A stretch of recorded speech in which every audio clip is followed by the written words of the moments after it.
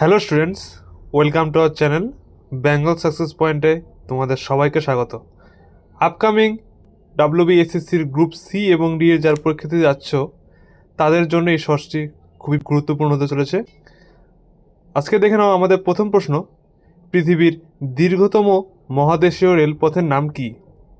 Answer হয়ে যাবে trans Siberian রেলপথ। পরবর্তী হলো, ভারতের প্রথম অকংগ্রেসি প্রধানমন্ত্রী কে ছিলেন? অ্যান্সার হয়ে যাবে মোরারজি দেশাই। পরবর্তী হলো, রেফ্রিজারেটরের আবিষ্কর্তা কে? অ্যান্সার হলো কার্ল ভান লিন্ড। পরবর্তী হলো, নামদাফা জাতীয় উদ্যান ভারতের কোন রাজ্যে অবস্থিত? অ্যান্সার হলো অরুণাচল প্রদেশ। পরবর্তী হলো, ন্যাশনাল ডিফেন্স কলেজ কোথায় অবস্থিত? অ্যান্সার হয়ে যাবে নিউ দিল্লি। পরবর্তী প্রশ্ন হলো, ঘানার মুদ্রার নাম কি? অ্যান্সার হলো সেডি।